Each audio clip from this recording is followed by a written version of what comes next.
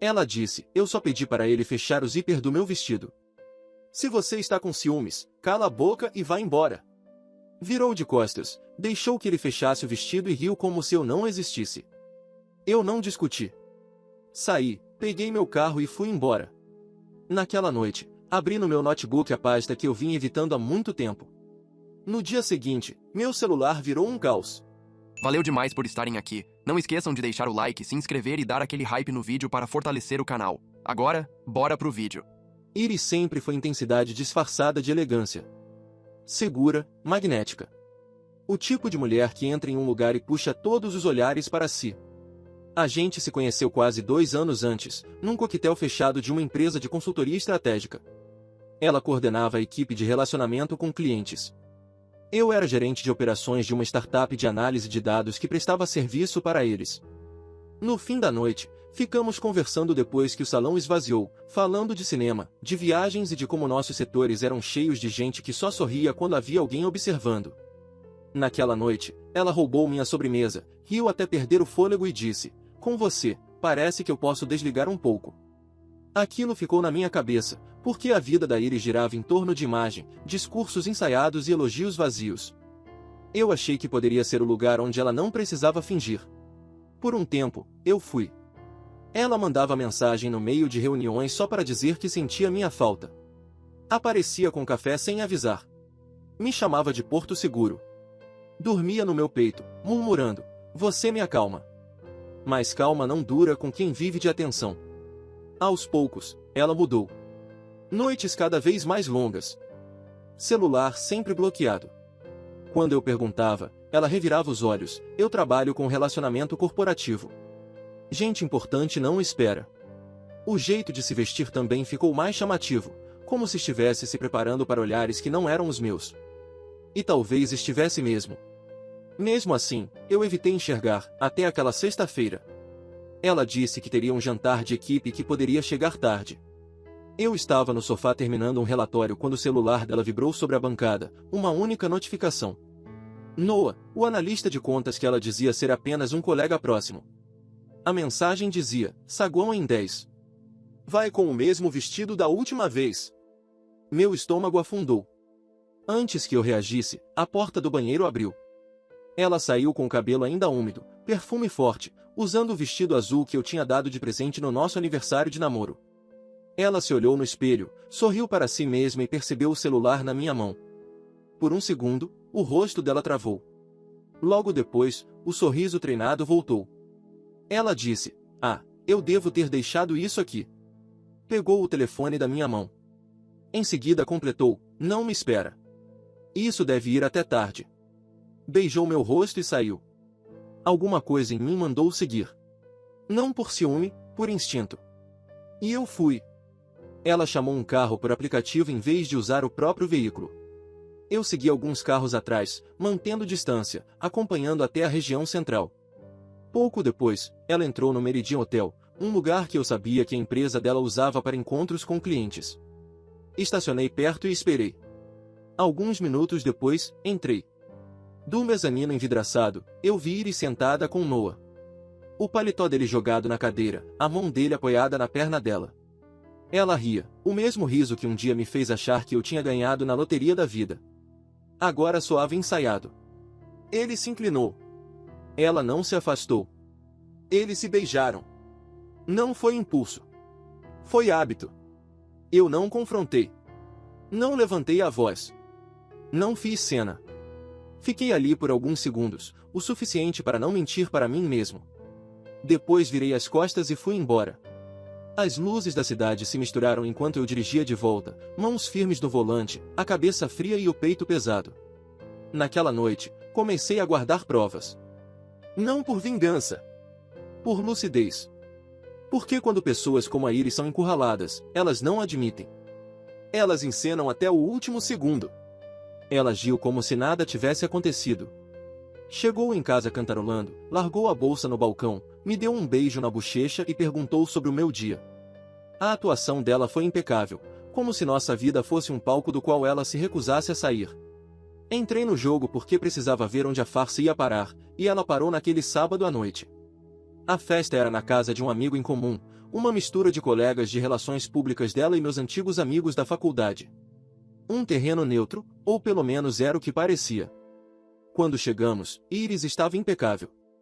Vestido metálico prateado, cabelo modelado com cuidado, uma segurança que enganava qualquer um.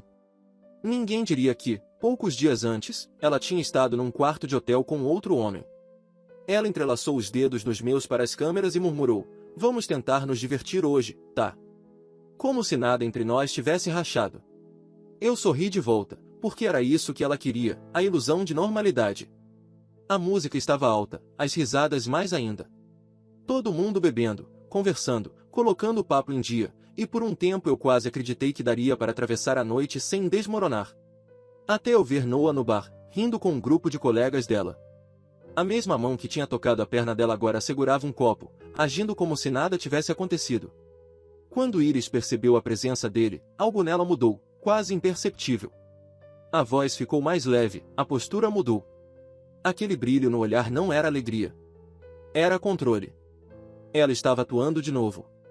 Não para ele. Para mim. 1 hora passou. Ela ria alto demais das piadas dele. Fazia questão de que eu estivesse vendo quando se inclinava para sussurrar algo. Cada toque, cada olhar, calculados. E então, no meio da noite, ela se aproximou de mim e disse: "Vou só ajeitar o vestido rapidinho." Eu assenti. Vi quando ela desapareceu pelo corredor em direção aos quartos de hóspedes. 2 minutos depois, Noah se desculpou com o grupo e foi atrás. Ninguém percebeu, nunca percebem. Esperei mais um pouco, deixei o copo na mesa e fui atrás deles. O corredor estava na penumbra, apenas uma porta entreaberta deixava a luz escapar. Risadas vinham de dentro. A risada dela. Empurrei a porta. Iris estava de frente para o espelho, de costas para mim. Noah estava atrás dela, as mãos já subindo pelo zíper do vestido. Eles congelaram. Por um segundo, ninguém se mexeu, até a música da sala pareceu sumir. Eu perguntei, baixo: "Que porra é essa?" Iris piscou uma vez e sorriu de canto. Não nervosa, nem assustada. Um sorriso divertido. Ela disse: "Relaxa." Eu só pedi para ele fechar o zíper do meu vestido. O tom não era de defesa. Era deboche, afiado bastante para ferir. Noah deu um passo para trás, gaguejando: "Cara, não é nada." Ela cortou ele com um olhar e se virou totalmente para mim. Os olhos brilhavam sob a luz. Ela disse: "Você veio até aqui por isso? Sério? Que vergonha." Meu maxilar travou. "Você está falando sério?" Depois de tudo. Por um meio segundo, o rosto dela vacilou. Culpa? Medo? Passou rápido. Ela riu. Ela disse: "Falando sério sobre o quê? Pedir ajuda? Pelo amor, você tem ciúme de todo mundo. Talvez seja por isso que você vive tão amargo." Não foram só as palavras que doeram. Foi a calma por trás delas. O jeito como ela girava a faca sem levantar a voz. Ela queria vencer, queria controle. E me humilhar ali, com gente ouvindo, era o último movimento do jogo dela. Eu ouvi vozes abafadas do lado de fora. Pessoas perto da porta, talvez escutando. Então ela falou mais alto, para que todos pegassem cada sílaba. Eu só pedi para ele fechar o zíper do meu vestido. "Se você está com ciúmes, cala a boca e vai para casa." O corredor ficou em silêncio. Alguém riu sem graça do lado de fora. Outros fingiram que não estavam ouvindo. Eu fiquei encarando ela. Ela tinha transformado tudo em espetáculo. Me transformado no bobo do show dela. Por um segundo, quase respondi. Depois entendi, era exatamente isso que ela queria. Ela queria reação, cena, uma história em que ela sairia como vítima e eu como namorado descontrolado. Então eu não dei nada. Respirei devagar e disse: "Ok." Os olhos dela se estreitaram. "Ok o quê?" "Ok, eu vou para casa." Ela revirou os olhos, murmurando, até que enfim. Eu dei passagem e abri mais a porta. Noah saiu primeiro, fingindo olhar o celular. Iris passou por mim e sussurrou: "Cresce." Depois voltou para a multidão, a risada dela ficando no ar como perfume. Fiquei ali por um momento. Não estava com raiva ou destruído. Eu estava esgotado.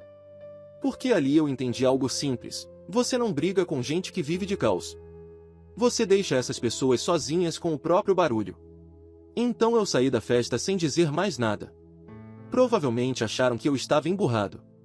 O namorado ciumento colocado no lugar. Se soubessem.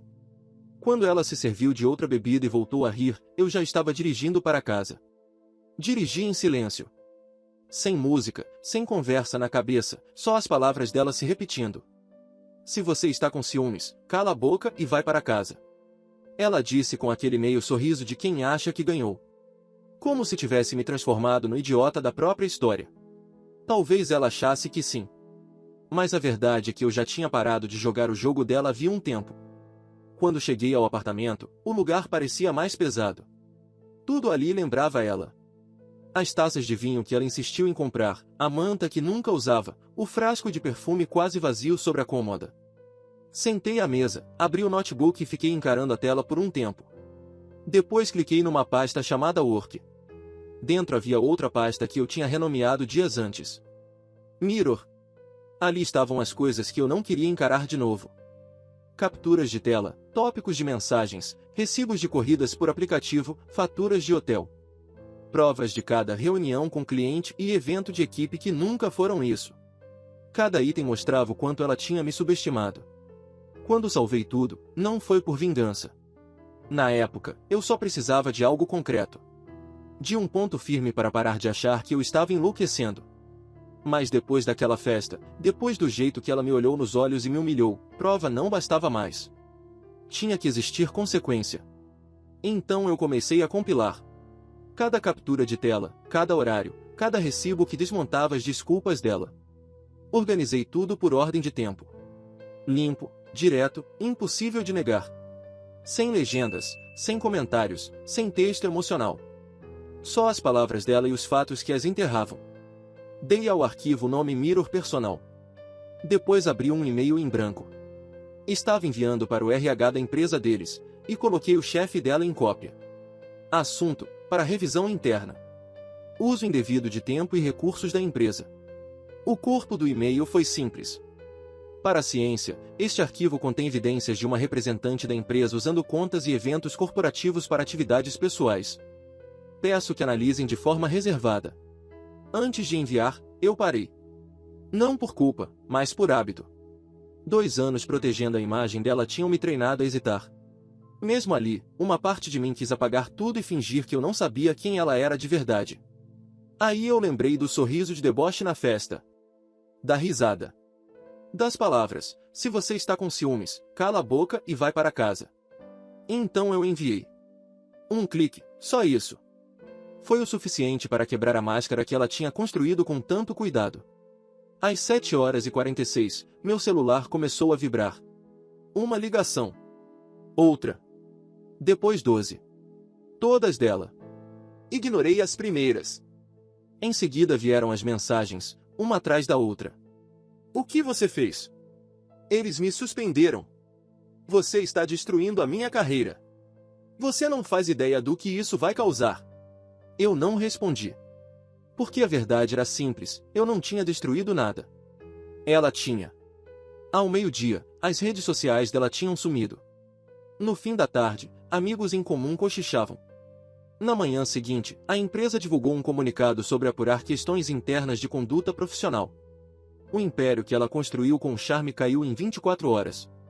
E eu só precisei dizer a verdade. Na noite seguinte, ela apareceu na minha porta.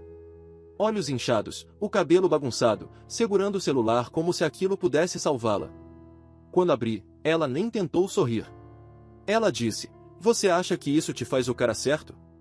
A voz tremia. "Você me destruiu." Eu a encarei, calmo, distante. Eu disse: "Não. Você se destruiu. Eu só parei de te acobertar." Ela piscou, sem reação. Depois o rosto dela se quebrou, o pânico virando raiva. Eu cometi um erro.